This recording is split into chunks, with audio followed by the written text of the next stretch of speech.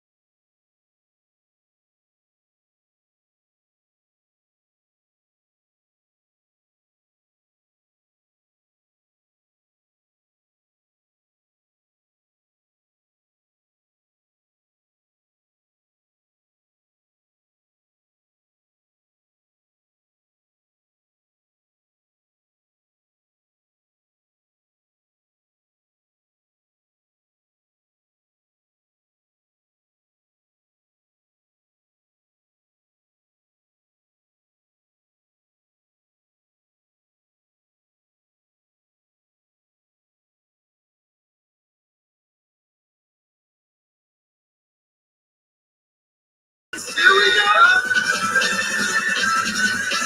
should take a moment to pour out a little for those who didn't make it. Come on, man, let it flow. Okay. We'll tell you when. Hey, everyone. Good morning. This is Don Chin here with you. I'm so glad you could make it here to our studio. I'm here with a special guest. I'll bring him in just a moment. We've got 9 people in the chat. Thank you for coming. I have a really fun show planned for you today. It's with an old friend of mine and very sweet man. Known him since the 90s. We worked on comic books together. He's a very knowledgeable guy as far as writing and creating, very diverse. His name is Harold Buchholz. And Harold and I go way back. I think I published one of his first comics. I'm not sure if it was his first one, but it was called Apathy Kat, and it was with Entity Comics. And I actually am going to be giving away kind of the trade paperback that we did that collects all 4 issues of Apathy Kat. This is out of print, and we didn't do very many of them, so it's kind of a hard collector's item to find. So what my plan was is if you chat in our chat room, you will be entered into a random drawing at the end of the show. So I haven't done that before, but I've seen other people do it. So I'm hoping that it will work without a hitch, and somebody out there in the audience will get this beautiful copy of Apathy Kat, black and white, like a trade paperback format. And I also have some of Harold's earlier work. And believe it or not, Harold, I still have like some of the signed copies that you did for us. So I have these on an eBay store, and they're very reasonably priced. And I'll put some links in the chat on where you can buy these. But I think I have like a signed #1, and then issues 2 and 4 as part of an eBay set. And I think I have them for like $25 for all three. And I have unsigned ones as well that we're gonna put in the link. But so a little background, Harold. I met Harold in Virginia, and that was in the 90s. I had moved my business, which was Parody Press, from California to Virginia Beach. And I'll have to ask Harold how we met, because I can't remember in a roundabout way how we actually networked. It was, I'm not sure if it was through Entity or Parody Press, or, possibly through doing like faith-based comics at the time. So I'll have to ask Harold if he remembers, because my 57-year-old brain is not what it used to be. So without any further ado, I'm going to bring Harold in, and please feel free to chat and ask him any questions. Roscoe Davis he's on his game already. Says, I was gonna get Apathy Kat, but I really didn't care. That's good. Oh, Ray, did you say I didn't have any audio? We got sound now? Okay. Oh, I'm sorry, guys. So the trailer that I was playing didn't have any audio. Oh man, that's what you get when a half asleep guy does the stream. It's 7:30 here. I've been up for like since 6 a.m. trying to get things ready. I kind of had a restless night because we didn't have any power yesterday, and we have guests coming in today. So it's been a little crazy. I smelled like gasoline because I was running a generator and it spilled gas on me yesterday. So I'm a little discombobulated, but I'm getting it together today. So anyways, without any further ado, I want to bring in Harold. He's much more interesting than me. And here we go. Harold, good morning. Good morning. How are you doing? Great. How are you? Doing well. Doing well. Now forgive me if I forget, but are you still on the East Coast in Virginia, or did you move? I'm now on the East Coast, but in New York. Oh, wow. Yeah. So in Westchester County, just north of New York City, not in the city itself. I see. How do you like it? I like it a lot. We came up here in 2010 for a job I got at Archie Comics, and kind of fell in love with the area. And so after I was done working with Joel on a regular basis, full time on Mystery Science Theater, we moved back to the area because we loved it so much. So we're really enjoying the space here. How long did you work at Archie? I was there about 6 years. Wow. 6 years. Yeah, it was an amazing time to be there because they had new management, and it was just a really interesting time because they were trying to kind of reinvent. And I was kind of right at the time when those things were starting to break. And my main focus was really on the book publishing side of things and trying to help them. As big as Archie was, they had their whole history pretty much on like the newsstand or the basically supermarkets and drugstores and that sort of thing ever since the like 1940 or so. And so they had started to get into the book market a number of years earlier and really gave a commitment to it just before I got there. And so when I came in, they kind of gave me that book division to grow out, and it was a blast working at Archie Comics because they were so open. John Goldwater was the CEO I was mainly working with, and he was just always open to new ideas and crazy ideas. Right. Either on for me on the business side of things or from the creators. And so it was just a really exciting time. He was a very supportive boss. And I got to work with Random House Publishing, which was like the biggest, it's now the biggest book publisher and distributor. And they were just amazing to work with as well. And had a great time at Archie, all sorts of crazy stories of things going on there. But, this is, so I was able to I remember walking into John Goldwater's office one day, and I rubber banded like 6 double digest Archie comics that you'd find like in the supermarket together, and I just laid it down on his desk and said, "What do you think of a 1,000-page digest?" And he was like, "Okay." So we through Random House we put out these 1,000-page digests, and they were super successful. We put out they really weren't curating their work as much as they do now. So, you know, we suggested a book. I suggested the very first thing I really kind of did as a book guy was like, why don't we do a curated like best of Archie? It was a 70th anniversary. And from that, we came out the whole series of best of Archie comics. And they were just really successful. And they had a library of something like 200,000 pages of comics to work with. Wow. It was just a playground for me as a guy who had fallen in love with comics, you know, in the 80s. And I saw like the whole mass market of the newsstand went away. As you know, Right. it was all in the comic book shops. And that's where you came in, you know, and to take on the comic book shop system, which was a more direct way of selling, but it was to a very specified audience. And Archie was kind of the last bastion of selling in the old-fashioned way to these mass audiences, which I was always fascinated with. I don't know if we used to talk about that sort of stuff, but I just loved the fact that Archie was in Walmarts. And, you know, we got it back into Walmart. It had been out for a while when I was there, and was super popular all around the world. And it was just a really cool place to work. And it's so funny, Don, because you know, like when I was in high school, I discovered this in the University of Missouri library system. They had these Ayer directory guides of circulation for newspapers and magazines that were like from the 30s and 40s in the stacks of this old library.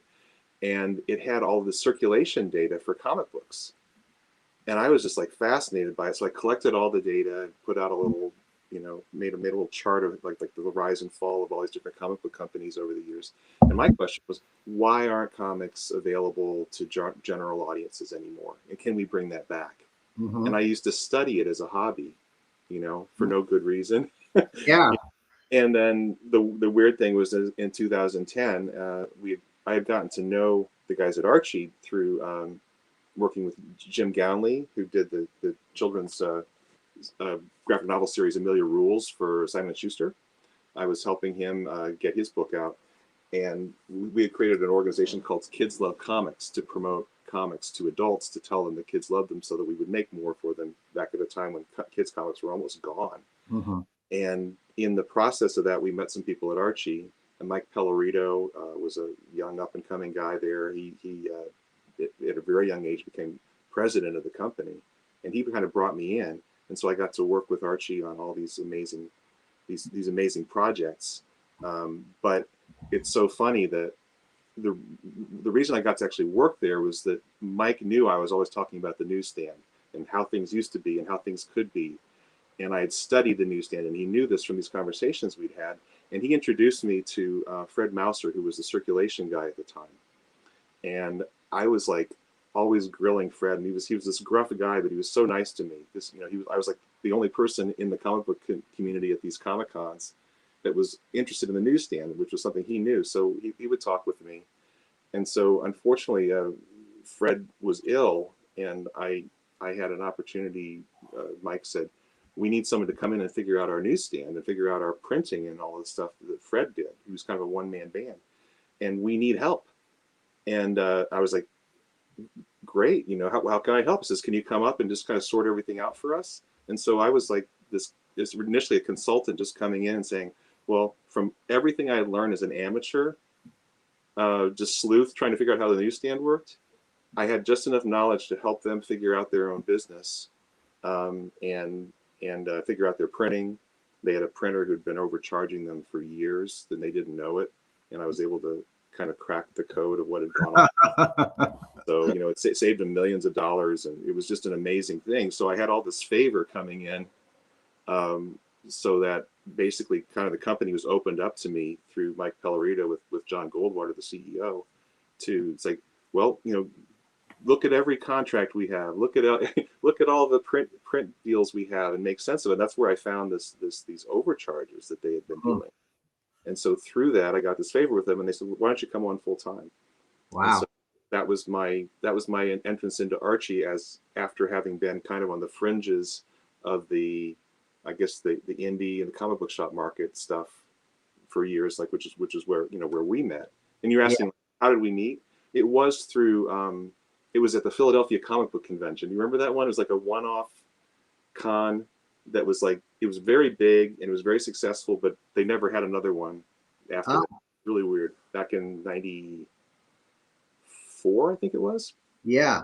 Yeah, that kind of rings a bell. I kind of thought we met. Now it's kind of coming to me. You probably approached me we had a table probably, and I heard about you through, I think it was through, remember APAS? Were you ever involved in APAS, like Amateur Press Association? I wasn't, but I know that you were. There were these things where like maybe 30 people would join a group, and you would each photocopy whatever your submission was for a bi-monthly publication. And you'd send the stuff into a central mailer, and then they would bind it and send it back to everyone else, so they got to see each other's stuff. And it was a Christian amateur press association for comics, because there was really nothing going on in that field. So it was just a bunch of enthusiasts, and we'd heard about you, and I'd heard that you were over in California, and I was in Virginia Beach, Virginia at the time. And I saw you were at the show. I was like, oh, I'm going to see if I can meet Don. And while I was waiting, your table was swamped. You were doing really great business there that day.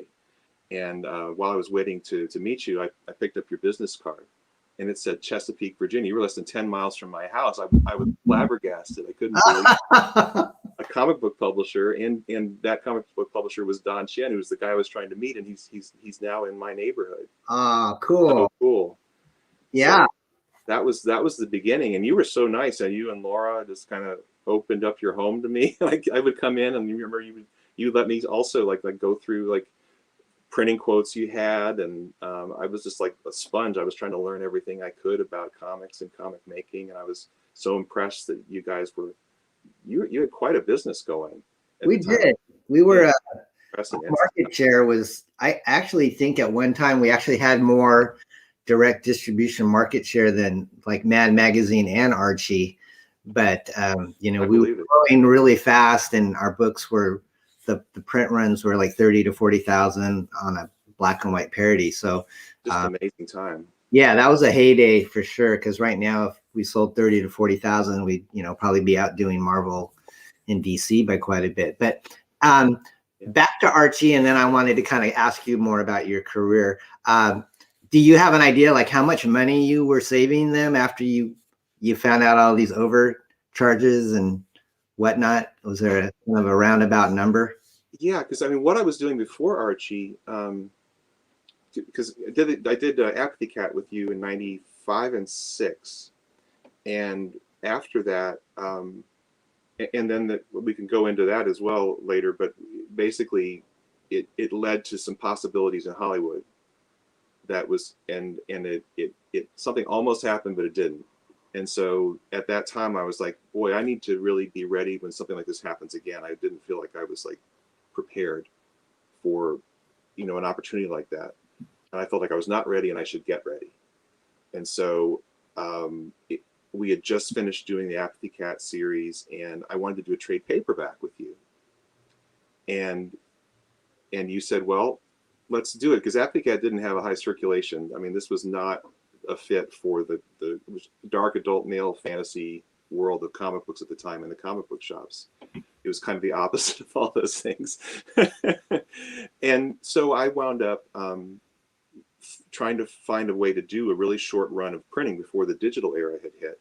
And I found these galley printers that would print like short runs of these paperback books before the actual print run, so it could go out to reviewers with major publishers. Yeah. So they're like a specialty publisher, and this company was like specifically perfect for comic books, because their maximum size at the lowest price was like 7 1/8 by 10 1/4 inches, which was like golden age size comics. It was perfect, and they were willing to work with me. And it was like they were using like paper printing plates, and so cheap on offset presses, and they would run like 11 copies.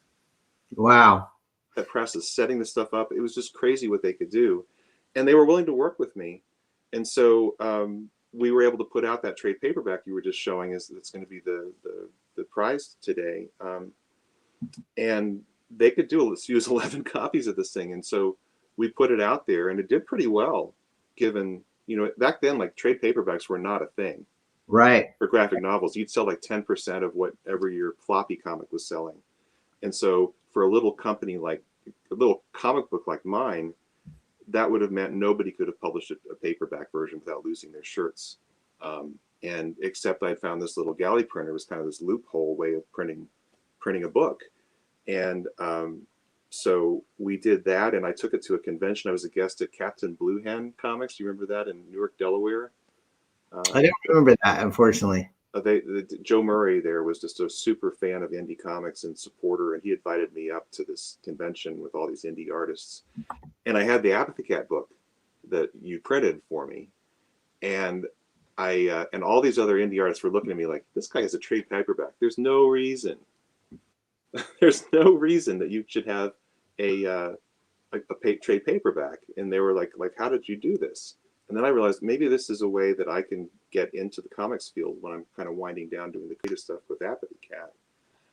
And I can offer these services to other artists who are trying to reach out, and so they wouldn't lose their shirt when they're trying to put out comics and books. And so I was like the first person to offer ultra short run comic book printing in America before the whole digital thing hit. Wow. In black and white and then in color. And in the process of that, I was focused on all ages comics, like kid friendly comics. And through that, I got to meet all these amazing people. And that's what led to working with Jimmy Gownley on rules and ultimately getting to know the folks at Archie.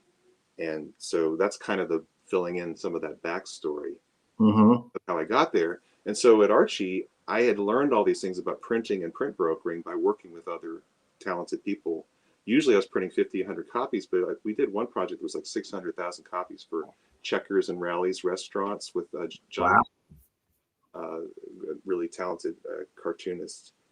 And so, yeah, it was just a lot of fun. And so I just had learned all these things that were perfect for Archie, and they knew I existed. And so I stepped in there, and because they were overcharging them, they were charging them like something like almost 3 times what they should have for newsprint.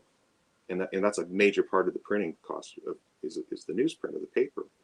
And so basically I was able to get them out of them holding basically us hostage by saying we owed them money when really they owed us money.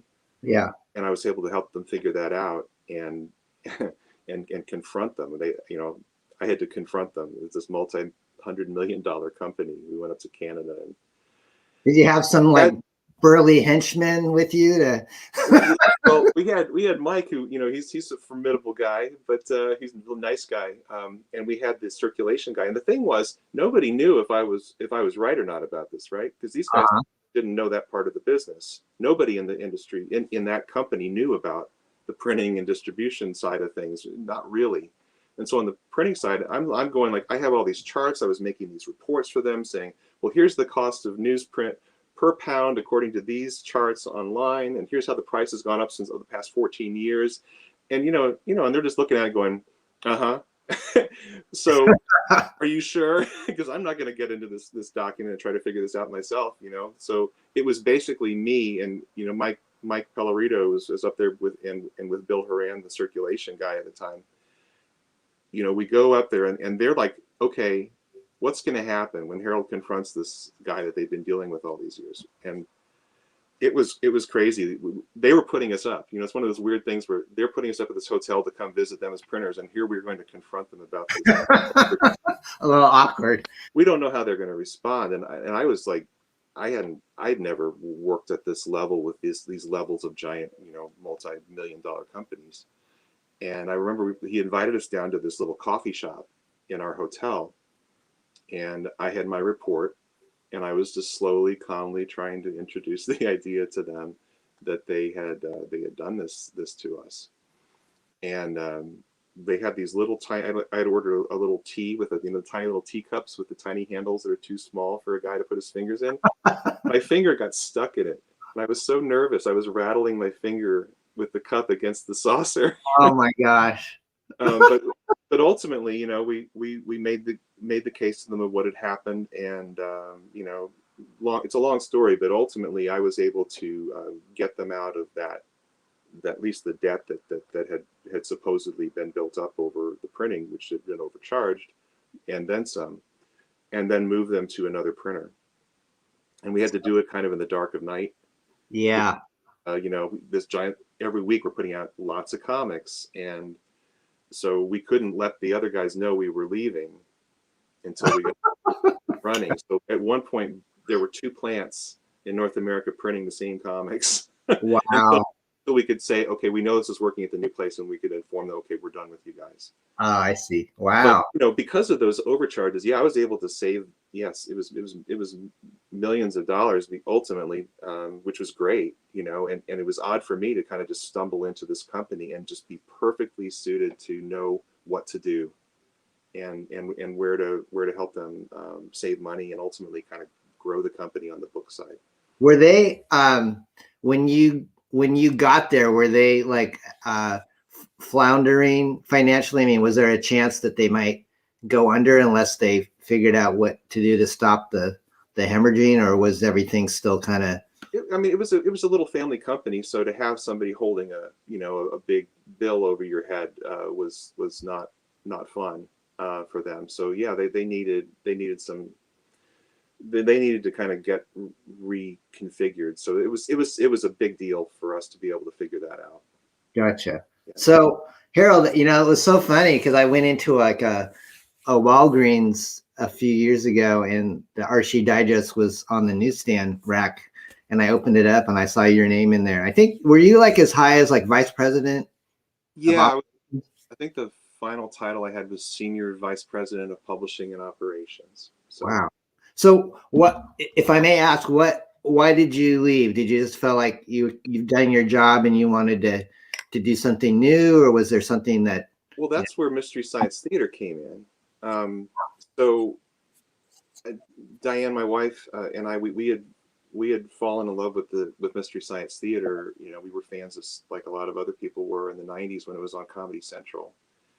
And we got introduced to it when the creator Joel Hodgson was still hosting the show as Joel Robinson. And Joel it was just this very Midwestern kind of comedy, very smart, but it had its own vibe, different than like New York or LA. It just had its own feel, and we loved it. And we both kind of had the feeling like if we had been in high school with Joel, we would have wanted to have been friends with him. You know, he kind of came across as this very warm, very smart, creative guy. And it was like we really felt connected to him. And not too long after we started watching the show, it was announced that Joel was going to be leaving his own show, but the show was going to continue. And we're like, well, what's going on? Why is Joel leaving his own creation? We couldn't make sense of it. And it was like, I can't explain why, but it meant so much to us. We were genuinely concerned for Joel, and we would talk about him, and we wouldn't forget him, and we would pray for him. I mean, it was crazy. I mean, we just had this connection that we felt to Joel. And then he later surfaced doing a show called Cinematic Titanic. Are you familiar with that? No, I'm not. Sorry. It was a live version of Mystery Science Theater with 4 other of the original cast members of the show. After the show had been canceled, they started doing these in the 2000s, and so we were overjoyed. You know, we'd actually get to go to see a show and see Joel live, and we had attended a couple of events. And then when I had moved to Archie, we learned that they were going to be performing in New Jersey at the Performing Arts Center. And we knew, having gone to these shows previously, that they would do these kind of meet and greets afterward, these informal things, if you wanted to wait in line and just say hi to them and thank them for, you know, what they did. And Diane said, you should bring your Archie business cards and just give it to them and say, you know, if you're ever interested in doing a comic, then, you know, let us know. And so I did that. Each of the cast members, I gave them a card. And a couple days afterward, Joel emailed me, and he said he was interested in learning more about the possibility of doing a comic. And I was like, wow, but this is great. And he had just done the first season of Comedians in Cars Getting Coffee with Jerry Seinfeld. Joel had been a friend of Jerry's and actually worked on, I think Jerry's first was an HBO special. And they had been in the kind of the stand-up circuit. So they knew each other and had collaborated with each other. And so Joel was one of the very first people that Jerry had on Comedians in Cars Getting Coffee. And Joel had just been invited up to Edison, New Jersey, to the Skylark Diner to do that.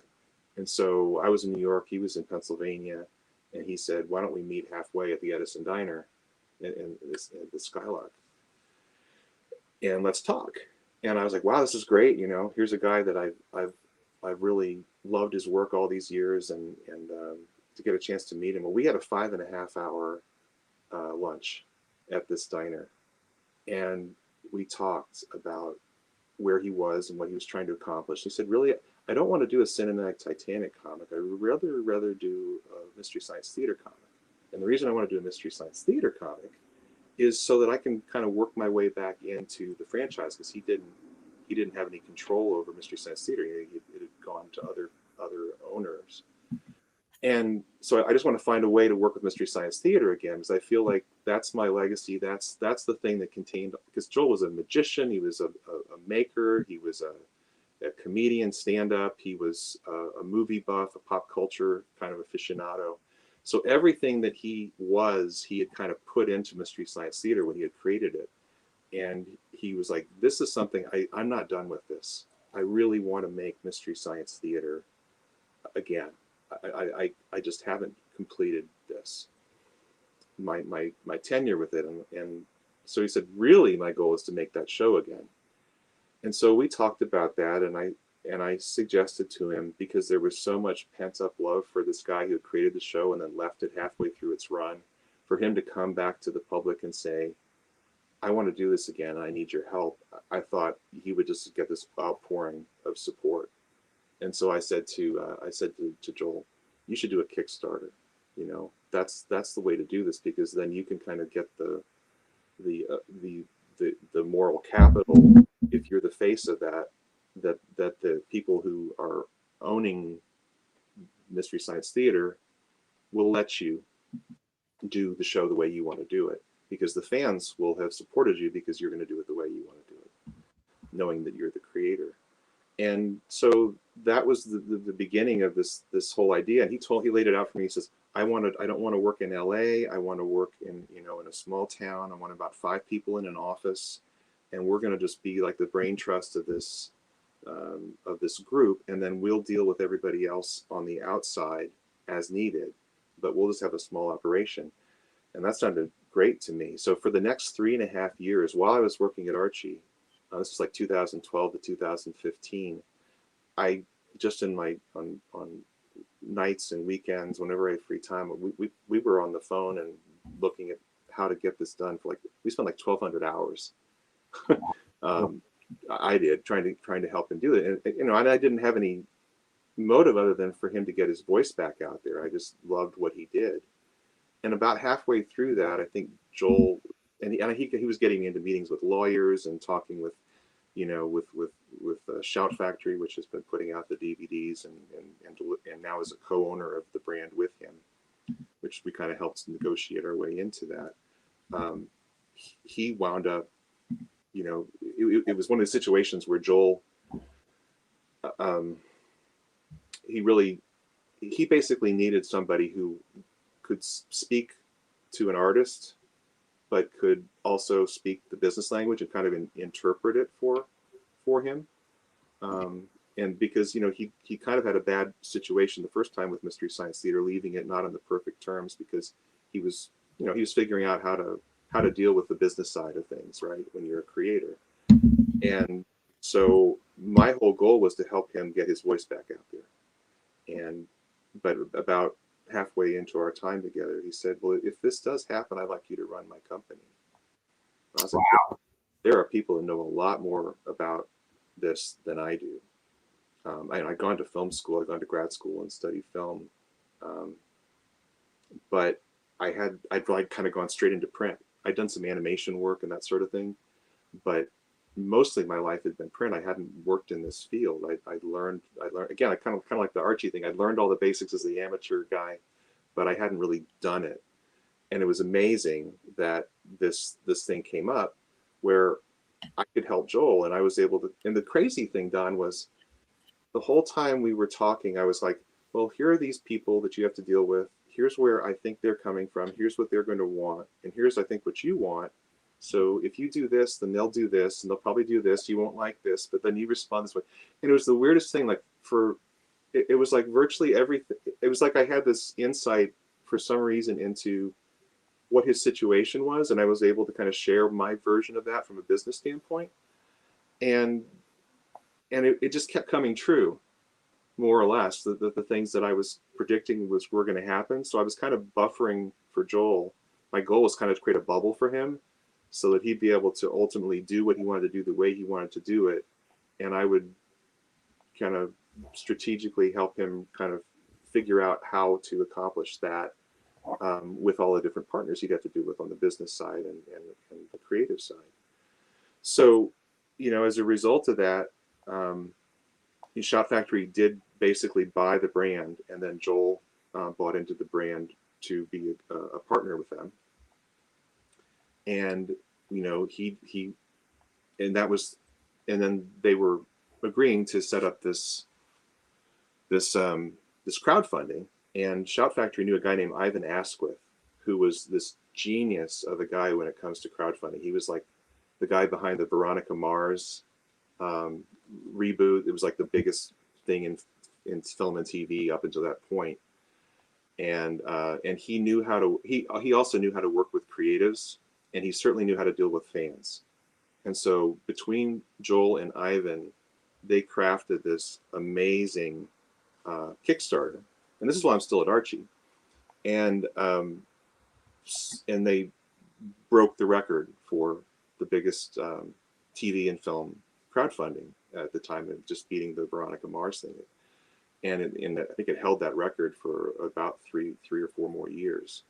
How much did they raise? Do you know? It was ultimately 6.3 million. I think it was 5.7 or 5.8 through Kickstarter, and then there's additional funds that from additional rewards that were purchased. It came up with $6.3 million, which was enough to make 14 episodes. Wow, it was crazy. And the fans, the love from the fans was just amazing. And because Ivan was there to kind of help Joel navigate that whole fan experience and speak to their questions and their fears about bringing back something they love that may not turn out the way they're hoping it will, and everyone's got an idea of what it should be. They just were an amazing team in crafting this thing. And so Joel, right after the Kickstarter, says, "Okay, we're ready to go. Will you come and be my president of my company?" And, like I said, Joel, there are people who know more about this than I do. He says, "Yeah, I know, but I think he said something like, I just need someone I can trust. Who I know." And that was why I got that job, was, and he knew he could trust me because like they said, we'd spent 1,200 hours just doing this when there was no job. After so cool. or any control or anything, there was no question about that. So I, and I saw from what he was saying that he did need somebody who was going to be his ally all the way through. And I saw that can be a rare thing in the arts, unfortunately. There just aren't enough people who bridge the gap between business and arts. And so a lot of people get exploited by business people, or the business people even though they have good intentions, they have no clue about the artistic side. And so there's an inability to connect. That's really hard. And I kind of was that person where Joel could see I'm a frustrated creative guy, who's done other creative stuff, but I had spent all of these years, like I was saying, back with Apathy Kat, when it had this chance to be a TV show back in the 90s when we were publishing. And I felt like I wasn't ready, and I was supposed to get ready. And so I had done all this stuff on the business side, helping others get their voices out there. And here was Joel. And if I could have chosen any one person in television to work with, it would have been Joel Hodgson. Yeah. This was like a dream for me to be able to work with him and help him realize. And so that was this amazing opportunity. I couldn't let it go. I was like, I don't know I don't know how it's going to work if he had went with somebody other than me, because we built up this amazing relationship. And he was sensitive to me as a creator, Don. That was really amazing, because he said, I want you to be involved in the creative process. He'd seen my comics and he'd seen stuff I'd done, and he said, he didn't just see me as a business guy. He said, I want to keep your coat shiny. That's the way he put it. And I want you to be in on the creative part of this, and I want you to understand it so that you can represent me to the outside world. Yeah. Be the business guy. So he's like, so I wound up writing on 8 of the first 14 TV shows. And I loved it. It was an absolute blast. It's riffing on a show that's pre-existing, like a movie that's pre-existing. It's like a comedy puzzle, because the work is so predetermined. That there's already a piece of art that you're laying on top of your jokes, and so whenever there's a space for a joke, you have to work with what's there. And you have to, it's like, how do I find the joke that fits the puzzle piece that's just been given me? And it's a blast to do. And I just absolutely loved working on it. And like the second series, I think I got to work on 4 of those 6, and we did 6 live tour shows as well. So another thing I had to kind of take on with Joel is like, we're gonna take this as a live show around the country. And so we kind of did a crash course of learning our way into how do you do a live show? How do you translate a TV show into a live show? And, I got to write on all of those shows as well. And we had this little team. We did have this little team of 5 people. We had Cheryl Volpe, was our operations manager, who had worked at Morgan Stanley and then had gotten out of the workforce and was at home. But she was also doing some creative work with writing, and she had this amazing ability to kind of connect us, and she was kind of the glue between us and all the outside forces of that we had to deal with on kind of the one-on-one relationships.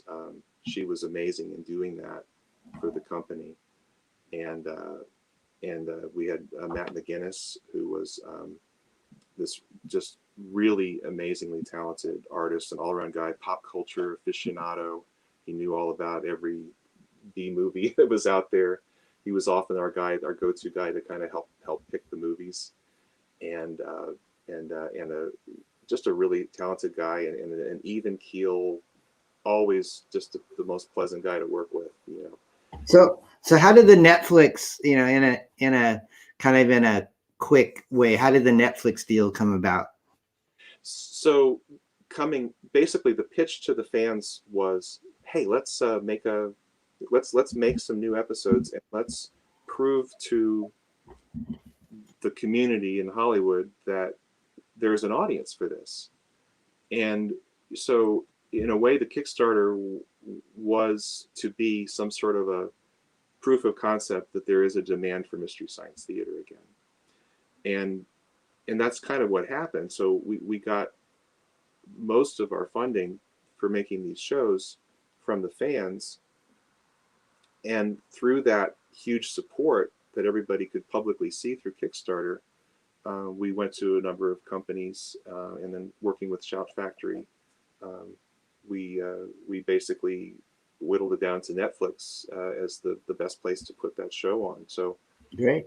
They supported us for 2 seasons and 20 films. So we put out like 25, 30 hours worth of, Wow. Well, I think I botched up the very first trailer that we did because I think there was no sound. So I have a shorter one. Is it okay if I play that and it'll just... Yeah. So I guess the first was for season 2, and this is I think a season 1 opener. Okay, folks. So here's the trailer to the reboot of Mystery Science Theater that Harold worked on, and I've not seen this before, so this will be new for me as well. So enjoy.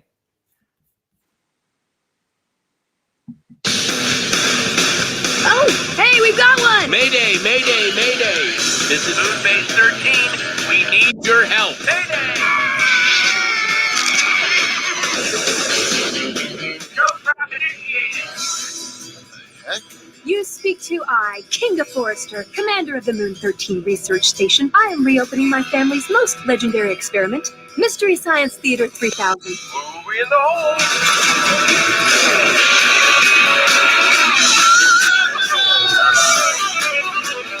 You are not my real father, mister. That's funny. So does that bring back good memories? It does. I mean, again, the fact that the fans brought the show back was, I hesitate to use the word, but it was magical. There's a documentary. It's about 45 minutes, created by Daniel Griffith, who's kind of the documentarian for Mystery Science Theater through all the years, who would do extras on the DVDs that Shout Factory would put out. And he did a piece on the bringing back of Mystery Science Theater. And if anybody's ever seen that, that totally nails what it was like. We were like working in this bubble where all the support from the community, we knew people were rooting for us, and we were kind of this little underdog company that was coming from out of nothing to bring back this thing that had existed in the past, but recreate it. You know, Joel wasn't just wanting to do what he had done in the past. He had a lot of new ideas. And that was an amazing experience to be working with such a close connection to the fans. Like, for example, Ivan said, "What can we bring people onto the set? You know, if we crowdfund this and we get people who are really willing to support us financially, could we bring them onto the set to shoot?" And we were like, okay, but we didn't know how it was going to work out. Mm-hmm. These strangers on the set, and you know, they came out, and while we were shooting, there would be sometimes upwards of, I think it was like 60 people, you know, just depended on the day. But they were there to watch the show, but they were such fans that the energy from them was phenomenal. There was, again, so much goodwill on the set, and we had such an amazing crew. But the fact that the fans were there and were seeing us and validating what Joel was doing right before our eyes with this live audience was huge. It was an amazing experience to be able to work on something that was brand new, but it was also something that people knew, and so they already loved it. Even, you know, they loved Joel, and they loved the show, and they were willing to give him, you know, a chance to make it again, and they were a part of it, and they knew they were a part of it. So it was bigger than us. And, you know, I was mentioning that the crew, the other guy who was in our little Alterniversal dream team, as Joel said, was Seth Robinson, who was an artist liaison with all the people like out in LA to pull it all together, because we were shooting it in Los Angeles, but we were just like building it quietly in Pennsylvania with these outside sources. And it was just, it was this magical little place, and that was the whole point. That was what I was trying to do, and help Joel to kind of create this little bubble of the place for Joel to be creative, do his thing. And then when it had to go into the world and connect in with a union crew that was run through our wonderful partners in Abominable Pictures was the name of the company, that was a comedy specialist company that knew how to do like web shows and this sort of thing. They knew how to work on a budget. They were just the perfect partners for us. And so they hooked us in with what was ultimately going to be a crew of 50 people on a set in LA. But we're trying to like take Joel's vision in Pennsylvania.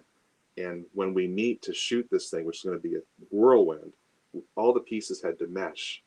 And it was nerve-wracking because on the outside, building props and doing all these things and building the set and getting everything ready and shipped out there.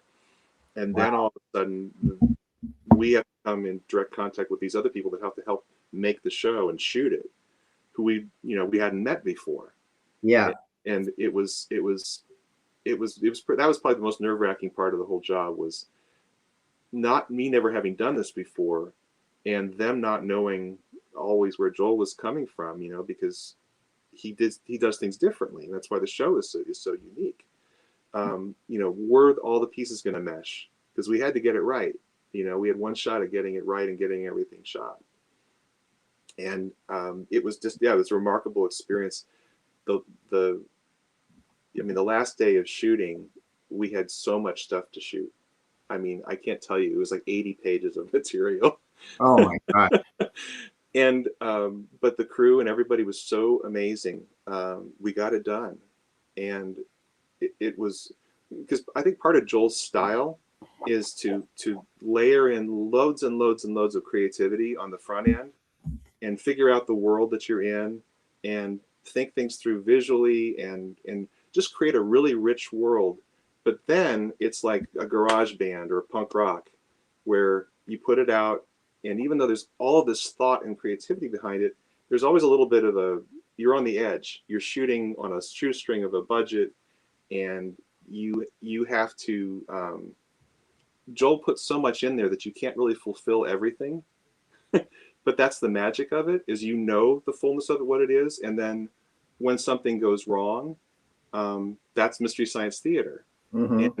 And if you're the kind of person as say a performer who knows, Joel's got your back, he's rooting for you, he doesn't expect you to be perfect, that's part of the charm of the show.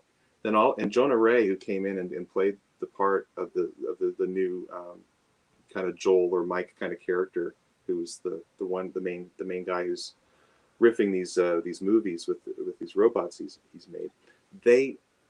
Jonah was just like a perfect guy to do that, because he'd done stand-up, he'd done lots of kind of guerrilla comedy kind of stuff, that he knew the vibe of that. And so you had this really loose way of shooting some very precise stuff, but it doesn't have to be perfect. And the very, very first thing Joel gave him to do on this shoot, as Joel, and Jonah was a huge fan of the show growing up too, so it was awe-inspiring that he was going to take on the jumpsuit of the main character. And he came in, and Joel's like, I'm going to give you the hardest sketch out of these 14 shows first, the very first thing you're going to shoot, and we're going to see where we land. How's the shoot going to go? And it was this thing that was a song he had to rap to, this rap song called "Every Country Has a Monster." And Seth had created with Joel all of these little wooden standees that look like kind of like a CNC maker router kind of machine of these monsters and this gigantic map of the world. And Jonah is having to rap while he's pulling out one after another of these little stand-up robots and laying them on different countries. It was incredibly complex. Yeah. And we shot it maybe five times. And the one that's in that, that got in there, it's inevitable that as you're laying all these pieces down and stuff's, and he's having to bring them out of nowhere, people are handing them from underneath the set, each piece as it's coming up. And it's an incredibly, incredibly difficult song with wordplay. Oh, wow.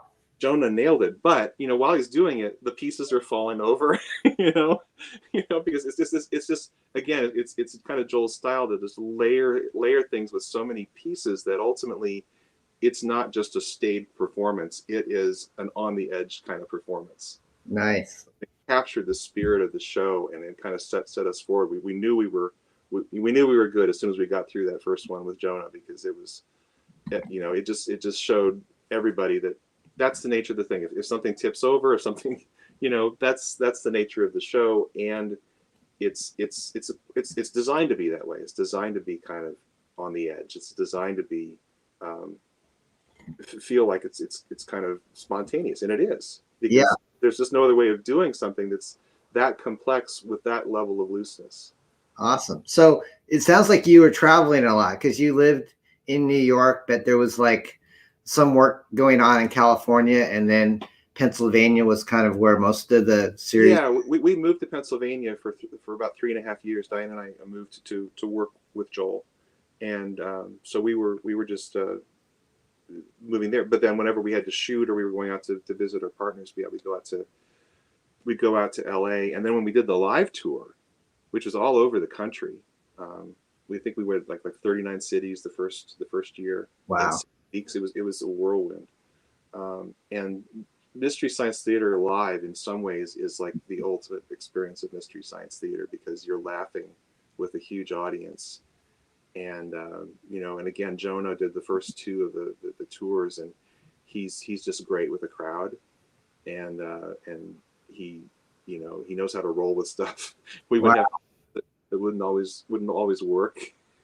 So when you went on tour, would you basically be showing, like going into a theater, showing a movie, and then there would be like live commentary? Is that how the So basically, yeah, that you would have the Mystery Science Theater kind of front desk like they always have in the show, and the TV show, it's like an old kids puppet show where you're talking straight to the audience, so it's perfect. You're just recreating that, except you're talking to a real audience. And then the question that Joel had, he had this creative challenge of, in the TV show, you're supposed to go and through these doors, and then you wind up with the characters getting into the front movie seats of a theater to watch the movie, and then you see the famous silhouettes of the characters as they're riffing on this movie they're watching. And that was pretty difficult to figure out, well, what's the ideal way to recreate that? And we had all sorts of different ideas, and then Joel was like, wait a second. So I don't want the performers' backs to the audience. That's not good for the performers. So he said, what if we backlit the movie? What if we rear projected the movie from the back of the stage? Because we weren't in movie theaters, we were and we just project it from in reverse, and then just like in the movie, they have to go through these doors to get to the new space. They go around the giant screen, and they become the silhouettes being projected from the back of the screen onto to the movie. Oh, cool! Perfectly Smart. It's very. It was so ingenious. That's fun. So, so Harold, we've kind of covered a little bit of Apathy Kat, Archie, your work there, and obviously you spent a lot of time on Mystery Science Theater, on the revamp of that. But I've been showing people, subscribe to Sweetest Beasts on Instagram. So I wanted to turn people onto this, which I think is just an amazing. You're doing this pretty much a daily comic strip, right? Yeah. I've been putting out new posts pretty much every weekday, and my dream, I guess my whole life it's bounced between, I guess, animation and comic books and comic strips. And Sweetest Beasts is basically a comic strip on Instagram that kind of is the culmination of all of these creative things that I've been doing. So Wild Lion is here, is this little lion. He's about 1.5 feet tall, but he thinks he's the king of the beasts, and he actually is king of the beasts because he's a lion. But up until he meets this little lamb, he's not connecting with any of the beasts in his domain. So he tries to befriend an elephant and a hyena and a camel, and he just can't connect with anybody. And then one day he meets this little lamb, Wooly, who's, he comes up to, as he often says to another animal, says, "I am a wild lion that cannot be tamed." and little Wooly says, "Yes." He's like, "What?" He says, "Yeah, just let me knit you a royal shawl." So she breaks out these little knitting needles and starts to, from the wool in her back, starts to knit him this little shawl. And so he all of a sudden has this friend, and he has to kind of navigate having a friendship mixed in with the idea that he's still king of the beasts. And so so here's one of the most recent strip where Wild Lion is in the cave, and Wooly's sleeping through the day, and he's like, "Hey, little friend, you gonna sleep all day?" And Wooly responds affirmatively. I love the artwork. I mean, I obviously, I work with you early on with Apathy Kat, and it's just so professional and clean, and I can see, marketing and licensing possibilities for this strip. It's like pajama ready. It's so cute. And how's the initial launch been? Have you been doing this for how many months now? I started in September, and so basically I've just been putting out the strips and interacting with the people who followed me so far, and I'm working on getting the first book out there. I think you were showing that little Wild and Woolly thing. That was like a cover design, or potential. And I've just been exploring, what Instagram offers. And so these are like little, set to music. They're these little kind of time lapse. That's music there.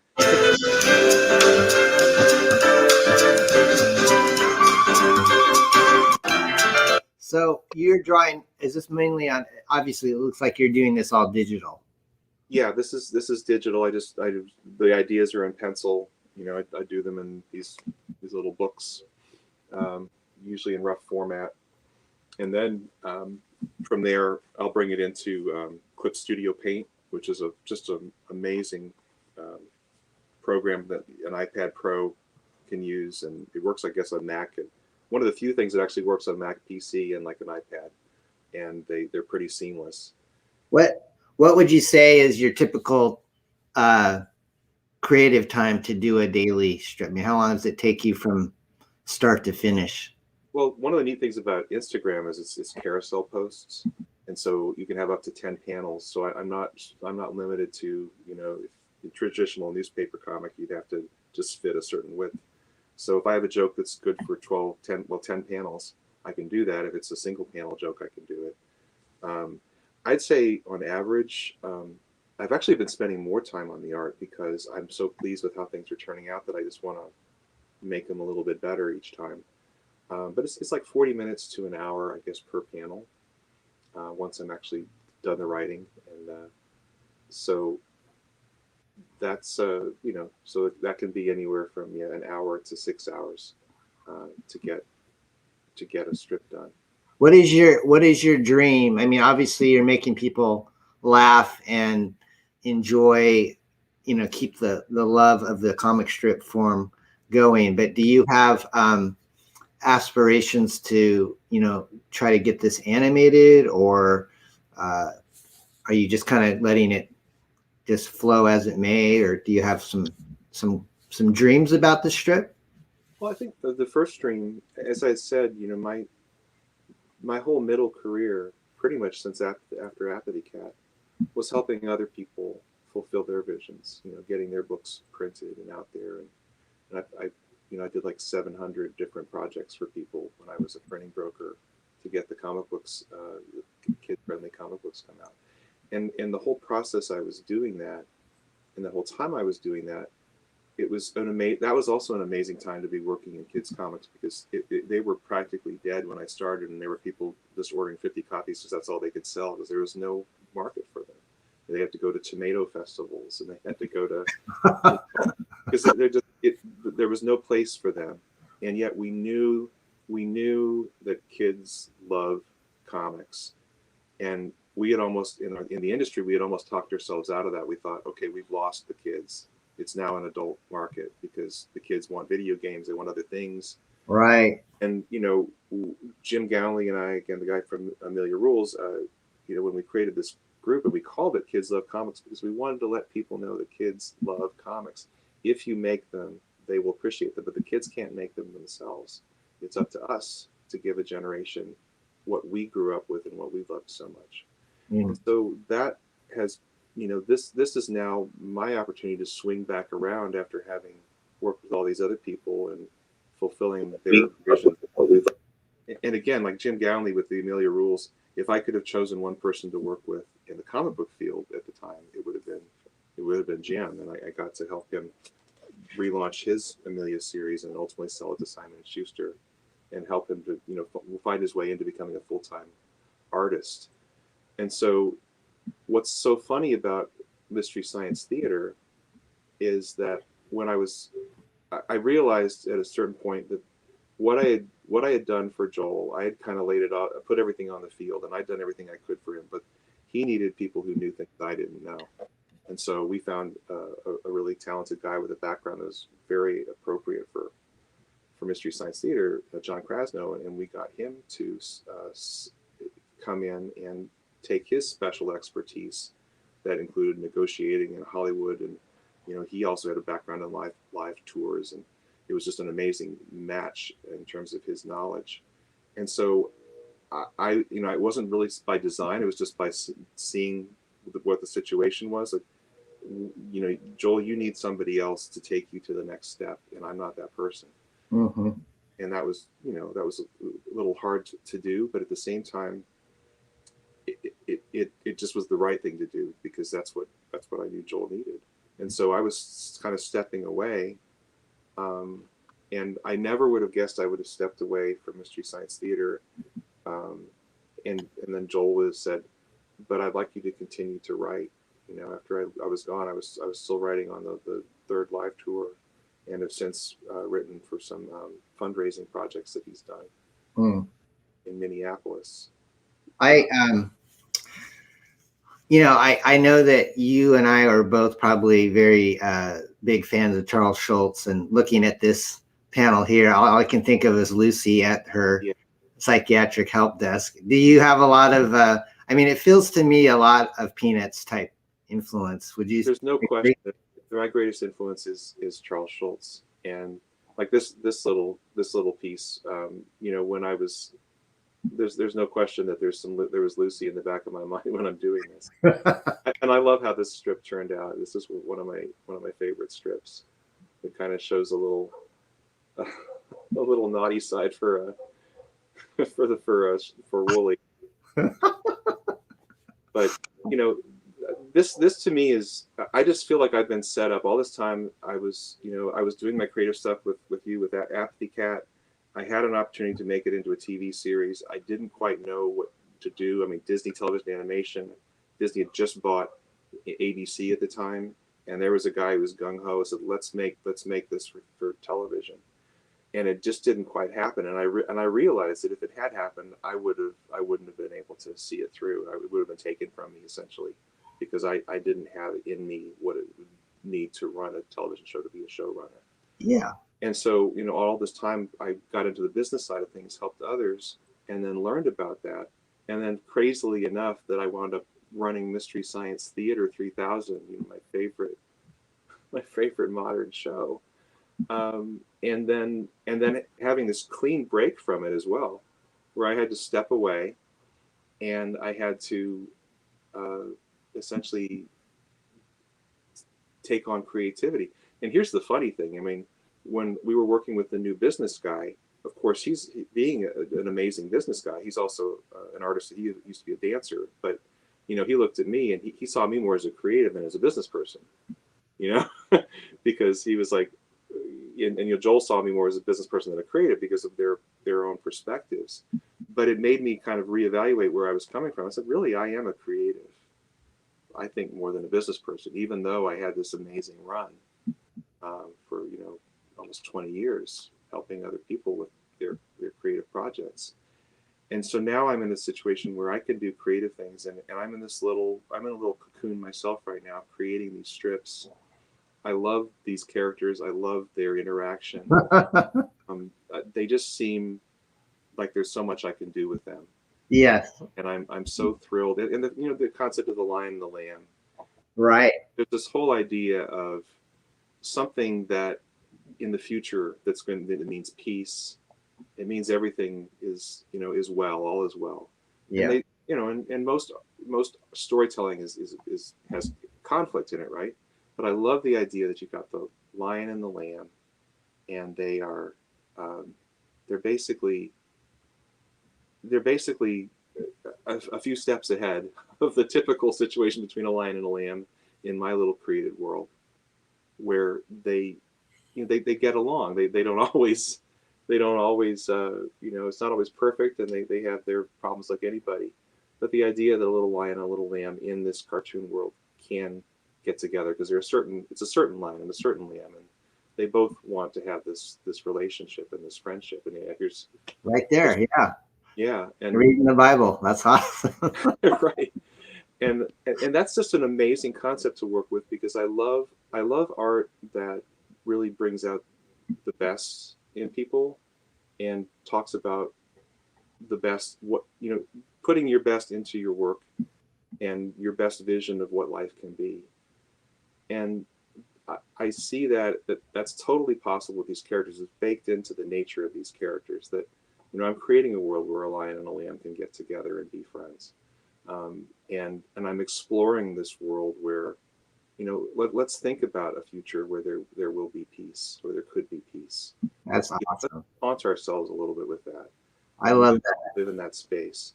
And I don't know if you have time, but I'd like to share a story that kind of would explain where I'm coming from. Okay. When I was at film school, I graduated from college in Indiana with basically a creative writing degree, and then went straight into film school. And it was a Christian film school. I'd just become a young Christian. And so I'm like, for the first time, in a community of other Christians at this school. I'd never been in that atmosphere before. I didn't know what it was going to be like. And I was in this graduate school. In my mind, I'm doing this for God in my own stumbling way. What does that mean? How do you do stuff for God? And so does that mean I would make films that are evangelical films that share my love of God to everyone? I didn't know what that would look like. Or I would make Christian films for the community of Christians. I just didn't know what that might be. But what it turned out, this was in like 88 to 1990 or so. And I was given this film by a professor named Terry Linval to make, because he knew I was interested in combining live action and animation. And we had no equipment to do so, but that didn't stop us from talking about it. And he said, why don't you make a film that has animation and live action in it, about these two shy people in the back of a night school class. And he said, this is a tribute to my friend John Lawing, who was also a professor there, and was a very talented editorial cartoonist. And they were really close friends. And Terry said, why don't you make this film? Because John Lawing, the cartoonist, he had asked his wife out in it's 1950. He was in college. She was a year ahead of him in college. He liked her a lot, but he was afraid to ask her out in person, And so he said, how am I going to reach out to her? Well, he said, so he drew a cartoon, this full-page, beautiful, full-color cartoon, and he left it on her desk at the class that she knew she was coming to. And at the beginning of their romantic relationship, he used his art as a way to reach out to her. And so Terry was like, what if you had these two night school class students, and they're both artistic in the concept, but they're like in a tax class in the back of this class, and they meet, they never talk to each other, and the guy who meets her sits down at the desk, and he decides he's gonna like write her a note and pass it in the back of the class. But instead of it being a written note, it's a caricature of himself that comes to life on the paper. So then as the note's getting passed between this mechanic who's sitting between them, when she opens it up, she sees this little cartoon version of the guy over there. And then, so the cartoon guy's talking to the lady, and he says, why don't you draw a female character on here? And then they're going to be passing these notes back and forth with these live cartoon versions of themselves. And I thought, well, that's a really cute idea. And so I, it was a little 10-minute project, and they found some money for me to do it. I think it was officially part of an animation class I was in. And I started to cast the crew and the only other animator at the school at the time was Diane Cook. And so I asked her if she would do because I needed two different hands. One would look like one guy drew, and then the other one would look like someone else drew it. So she was going to draw the female character, and she was doing the art direction. And ultimately I asked her to audition for the role, and she got the role. So she was playing herself, and she was animating herself, in real life. And that was pretty amazing. I thought that was pretty cool. And then I had another guy who was playing the character, and I was going to animate him. And in the course of getting ready to make this movie, I wound up being kind of sanctimonious with God. I'm praying like, oh Lord, why am I making this romantic comedy? I've come to honor you and glorify you with all the work I'm doing in the field of Christian film, and I have been given this film to do. It's a romantic comedy. Is this okay with you, Lord? And it was one of those weird times where, I don't know if this has ever happened to you, but I kind of felt like God replied, and he said, okay, then don't do the film. And I was like, oops. And we were going to shoot. This was a Monday, and by Friday we had to lock everything in. Oh my gosh! It was dead. And all of a sudden, I just realized I'd put myself in a terrible spot, because in my praying, I am in this film school for you, Lord. Why am I not doing this? Doing something more that honors you, et cetera, et cetera. Then God's like, okay, don't make the film. And then I was like, wait a second. That's my whole career. That's the only showpiece I have from making this 2-year degree. And I'll fail this course. It's like, Oh what? no! And then I got a weird dark night of the soul existential crisis, where on Monday I had to call everybody up sheepishly and say, I don't know what's going on, but maybe we won't be making the film. And everyone was really nice. It's like, okay, just let us know. You guys know by Friday for sure, but for right now, I'm calling off the film. And so the next 4 days, I'm like struggling with prayer. Like, am I hallucinating? Did I just make this all up in my head, and now I'm sabotaging myself? Or did I hear from the God of the universe? Right. All this stuff was going on in my head, and I was going back and forth. So, I need to finish this film, but I just said I came to this Christian film school to find a way to love back this God that I wanted to serve. And so it was just a horrible 4 days of me trying to figure out what on earth I was doing and what this was all about. And at the end of the day, finally Friday came, and I'm thinking about it, and I'm like, okay, I said I came here to honor God. I prayed to God about this thing. I think God said, don't do this thing. I can't go forward. There's no way I can make this film. I can't do it in faith. If I do go forward and do this, then everything I've stood for, and every reason I gave myself for why I was here, I would be denying. And I said, well, okay, what's the worst that can happen? I don't finish with the degree, or I just don't finish with the film, and I flunk a class. It's like, I was like, okay, God, I hand this up to you. Whatever you want to do with this, I understand. And I was like, I just came to terms after this wrestling for 4 days that was okay. And as soon as I did that, I felt like God was like, okay, now go make the film. And I was like, oh, what? And so I called everybody up on Friday and sheepishly told them, okay, I think we're back on again. And everyone's like, oh, that's right. Oh, that's fine. And so we shoot the movie, and in the course, we shoot the live action first. And in the course of making that and then moving into the animation, which would take longer, Diane, who was playing the female lead and was animating this character, and we fell in love. Like, oh man. And then all of a sudden this light bulb came on. I was like, okay, so God set me up to know that I know that I know that I've given this to him. And then what I get out on the other side is my wife. Oh man. Like, oh. It's like life imitating art, imitating life, because it was celebrating the marriage of this other couple. Right. And so, I looked at that and said, okay, we're small C creators, right? When we create stuff, and then there's this big C creator, and whether we like it or not, the process of creating, we're taking on the mantle of the creator when we make something, right? Because we're creating a world ourselves. He created this world, and we're creating our little worlds. Mm-hmm. And at its best, it's an exercise to get to know God, right? You get to kind of know what he's up against when you're creating your own little world. And at its worst, it can be basically a rebellion against God. It's basically a critique of God, I don't like the world you made. I'm going to make my own here. But we're all threads in this tapestry that's being woven. And we brush up against other threads and other people when we come in and out of their lives. And we can't see the big picture of what the pattern looks like because we're down there in the fabric.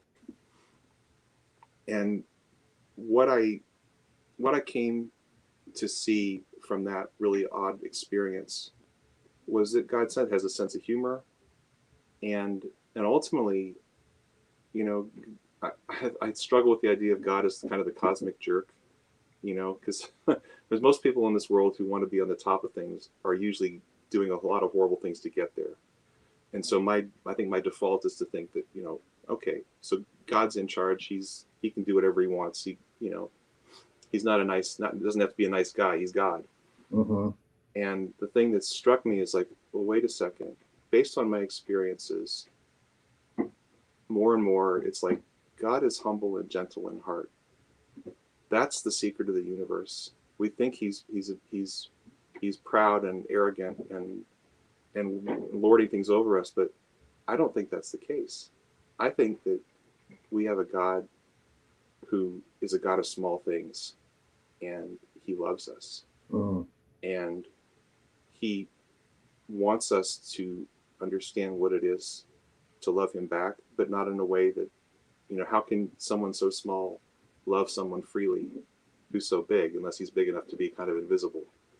Where he gives us the time to kind of ebb and flow of a relationship where we choose whether we want to pursue him. But as a small C creator, when I hand up something like Sweetest Beasts to him, or any work that I'm doing, I feel like I'm letting him weave me into his tapestry. So I wound up with a film that's not a very good film. I had wonderful technical people, but I was the director. You know, that Drawn Together film that I did, which you can see on YouTube. It's you look up Drawn Together 1992 and you'll find it. It's not a great movie, you know, it's a student film. But the story of what happened to me and to Diane is an amazing story. And, you know, we became minor legends at the university where we were because of how this thing played out. So a lot of people have seen that movie because they know the story behind the movie. But the story behind the movie is way greater than the movie itself. But so cool. That's what I feel like if you know, we're creators and we hand it up to a big creator who then weaves us in and our work into his big picture, he can surprise us with doing things you wouldn't expect at all in your art to do. Amen. And, you know, that's what I'm doing with Sweetest Beasts. I'm trying to invite God into the process, whatever that might mean.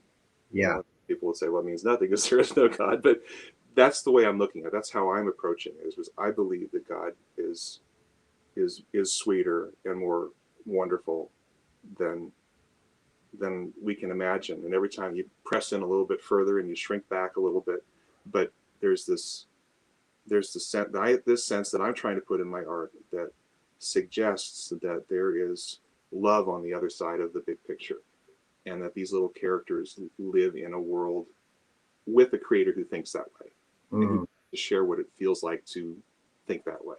Hey, that's awesome. So that's what Sweetest Beast has kind of meant to me. And sometimes it's just fun. It's just, you know, it's just fun playing with the characters. But that's, I think, the underlying force that makes me however unique I am as an artist, is that that's how I'm approaching the work, and hopefully in a free way that's fun and, you know, where it's playful.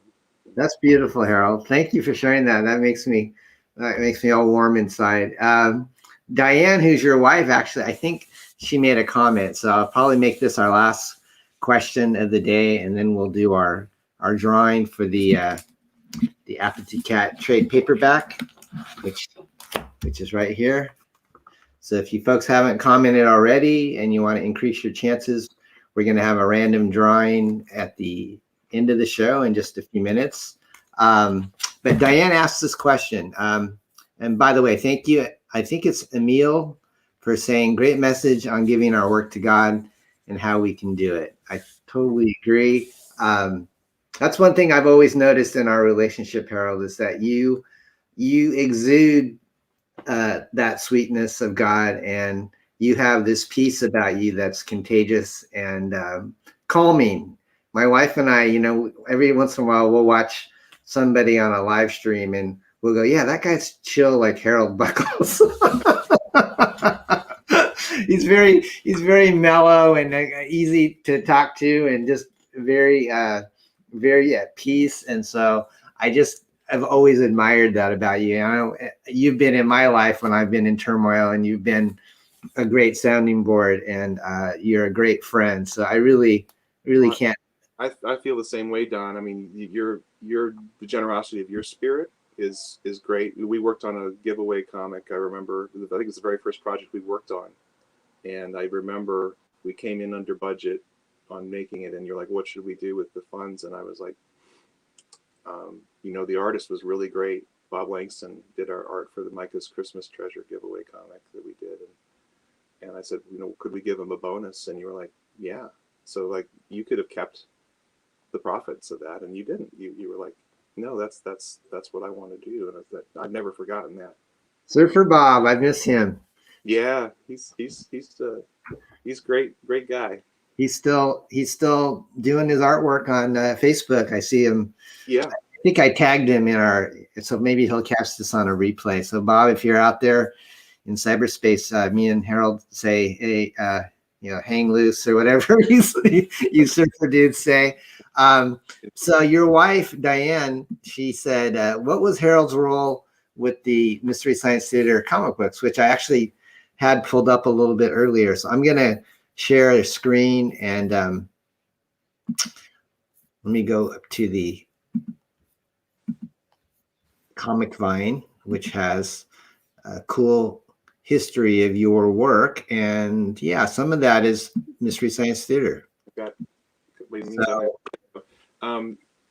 So this was an interesting situation where I was coming into an opportunity working with Joel, where I actually knew something more than Joel did about comic books. I made comic books. In fact, when I did Apathy Kat, I remember issue 3, this is in 96, was inspired by Mystery Science Theater back in 96 when I did Apathy Kat, where they go into this world of an old 1950s Robin Hood comic book, and the characters interact with my characters interact with the characters from this pre-written and drawn story. And that was inspired by Mystery Science Theater. And so Dark Horse Comics and Randy Stradley at Dark Horse Comics, he had for years been talking to Joel about making a Mystery Science Theater comic. So when we were in a situation to actually do it, I want to make this happen. And I had to kind of step back because Joel wanted to take on this new medium on his own terms. And, it would have been easy for me to try to say, here's how it's done, Joel. But I was like, okay, I knew him well enough that his creative process would always come up with something fresh and unique, that I wasn't going to try to force my, what I knew about how comics were made on him, so that he could get there on his own. So I kind of stepped back and watched him as he kind of played with the medium, and it was really fascinating. He formally gave me a co-developer credit, which was very kind of him when we made this. And I was kind of pleased. I mean, Joel, I think, had seen Apathy Kat, but he really hadn't looked at it closely. But he wound up in pretty much the same place I had with Apathy Kat, where he, instead of having like little silhouette seats at the bottom of each frame riffing on a movie with the characters like they were in a film, he inserted the characters into these old comics like I had done with Apathy Kat. Oh, wow. And, so let me see if I can find a good example here. There were some really cool covers that showed that off. So, my role was essentially just to kind of help him get set up with the comic book field. And I'll tell you, Dark Horse and Randy Stradley, Todd Knock was the artist. And this was not an easy comic to make, because essentially you had an artist who had to do what traditionally you do in a comic book, where they make a comic book version of these characters from Mystery Science Theater. But then you had artists who had to recreate the look of a 1950s comic book. you know, and insert our characters into these different stories. So like here is where is the camera? So there's Jonah talking to Black Cat, this Harvey 1940s super. Oh, yeah. And the artist had to draw in the style of the 1940s cartoonist, and we had multiple styles and multiple cartoons that they had to match, and so different artists were doing this, and it was not an easy task. And then they had to like take these old weathered comics that we were storing, and then Tom Servo becomes Johnny Jason, team reporter, except now he's Tom Servo. Yeah. But it had to look like it was in the art style as other people, and it had to integrate with this beaten up old, you know, newsprint comic that had been scanned. And they were amazing, Mike Manley, and I mean, there's a whole group of people. And Joel's style was also to take multiple passes on stuff. You know, usually it's like an assembly line process with a comic book. You know, you just start with a writer, and then it passes off to a penciler, and then it goes to an inker, and then a colorist, a letterer. All those different people are working on it in assembly line process, and Joel's much more collaborative. And so he was basically saying, okay, even as we get to the process of getting to final pages, maybe that'll bring us to something new once we see what it actually looks like in final form. And Dark Horse, they were so amazing, and the artists were so amazing to work with us, where we would come back around and revisit and the work through the process in ways that you just normally don't see in comics. And so this is it's a very rich, very talk about, you know, layers. Joel just put a lot of time and effort into this comic. It's like a labor of love. I'll have to check those out. I wasn't even aware that there was a Mystery Science Theater comic until I went to your Comic Vine, and then I wanted to show people from the Apathy Kat comic books. Let me see if I can zoom in. Yeah, but this theater comic it's definitely worth checking out. It's very rich. Oh yeah, there's Rob and Kat hanging out with the soldiers from. It's so crazy. Everything has come full circle for you, isn't it? It's pretty incredible. You mentioned that you sheepishly had to call everybody and tell them you were back on with that film project, and then now you're doing a comic strip with sheep. Well, yeah, and actually, did you know where Wild Lion's first appearance was? Oh, must have been Apathy Kat. Issue 4 of Apathy Kat. He was this little character, this little non sequitur character who was just hanging out in the back of the room where all these other characters were, and he was just saying to himself, "I am a wild lion that cannot be tamed." Yeah, he's in that issue. Wow. I think in the very first panel, and then throughout the comic, I think they go to a library and there's like a poster that says "Wild Lion says read." You know, it was like he just kind of appeared everywhere as this little character, and there was no explanation of who he was or how he fit in. He wasn't a part of the story. There he is. You're right there. There he is. I remember that. That is so cool. So this is quite a collector's item, folks. If you first origin, and not origin, but first appearance. First appearance of Wild Lion. I have just kind of a few long boxes of our old print runs and Apathy Kat. So for the life of me, I cannot find any extra issues of 3, which was your famous Robin Hood issue. So yeah, 3 was the lowest print run we had. Some low print. I wanted to offer a full set, but I only have 1, 2, and 4. I probably have a 3 somewhere, but I don't have very big. At least in the trade, right? Yeah. So Roscoe says CLHB is chill like Harold Buchholz. It's the new. What would Jesus do? I don't know what that. Roscoe's quite the card. Well, Harold, let me see. Other than your Instagram, is there any other thing that you'd like to mention, like how people can get a hold of you, or do you have a website? Yeah. You can definitely message me through the Instagram if you'd like to follow me. Sweetest Beasts is the place to do it. Instagram is the place to do it. That's kind of where I'm spending all my time right now. I'll be moving into, like you were saying, making the T-shirts and the books and that sort of thing as I grow into it. But that's ultimately the goal, is to be able to do it in a way that's self-sustaining.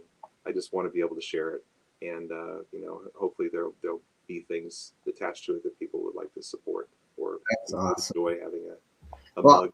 That sort of thing.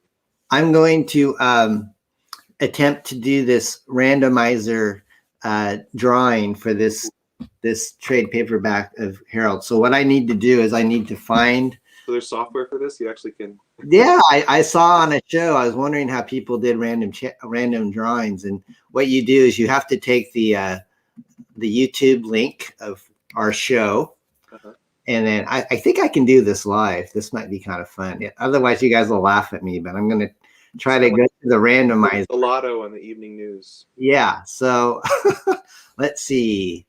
Where is? Oh, there we go. Actually, Roscoe, you're he goes on streams with I think he goes on streams with Mike Miller, and Mike Miller is a longtime cartoonist that does a drawing show, and like with Doug TeNapel and some other guys like that. But I guess what you do is you come in here and you put in the YouTube show ID, and then it says it says get YouTube comments, and then what do you, okay. So I guess you get the comments first. Oops, this video has comments disabled. This means we can't get any comments from this video. Please enable comments again to do the raffle. Really? I thought I saw people commenting on our stream. Yeah.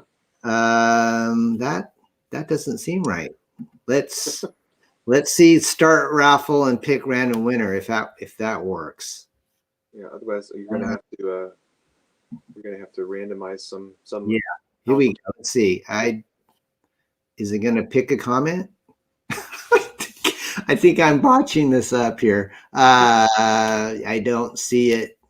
I said start raffle, pick rent. It's not doing it. Roscoe, what am I doing wrong? I got some moderators that might be in the room. YouTube comment picker. Okay, I did all this, guys. Filter, include replies. No, I don't want replies to comments. So, oh man. Oops, video comments disabled. Please enable comments again to do this raffle. I don't know. I feel bad. Well, what's an alternative way we can give the trade paper back to somebody? Do we just do a random? You could pick a random number, and then see what comment number that is, or. I haven't seen the comments list at all. You haven't seen the comments? No. I mean, I see them pop up individually, but I don't see the chat. Oh, that's for comments, not for the live chat. Oh, oh, Roscoe says not sure if it works with live chat. So, I'll tell you what, guys. If you're still in the chat and you want a chance to win this, I'm going to let Harold think of a number, and we'll figure out how many. Think of a number between like 1 and 5 right now, Harold, but don't say it out loud. And I might have to make you think of a number higher than 5 if we have more people put in a number. So, folks, if you're in the chat, go ahead and put a number in the chat between. Well, we have 7 people in the chat. So if you want to put in a number between 1 and 7, Harold will be thinking of a number in his mind. So I'll give you like 15 seconds to put a number in the chat between 1 and 7. This boomba. It's like a Johnny Carson show. Yeah. Karnak, the magician. Da na na na na na na na na na na na. No. If Roscoe's the only one that put in a number, he's got good odds right now, folks. Come on, Ray. I know you want this copy of Apathy Kat. Ray actually lives in my hometown, so it wouldn't be hard for me to deliver this to him. You're in Eureka? Yeah, I'm still in Eureka, and Ray he started to be one of my friends online, and lo and behold, he won a drawing on a different show, and he said, "Oh, my address is in Eureka," and I went, "Wow, Wow. small world." Just like me, yeah. I discover you right next door, and I think you're across the country. That's crazy. All right, last five, four, three, two, one. Okay, that's it. So whoever's closest to the number that Harold picked will be the recipient of our beautiful graphic novel here. So Harold, what number did you pick? I picked 5. You picked 5. Okay. Roscoe, you are the winner, my friend. Feel free to hit me up on Twitter with your info for mailing. You can send it to me on Twitter or on my email, which is I'll put it here in the chat, Roscoe, so you can send me your mailing info. Roscoe, you are the winner. That's my email right there. So just shoot me an email and I will get this beautiful book off to you in the mail.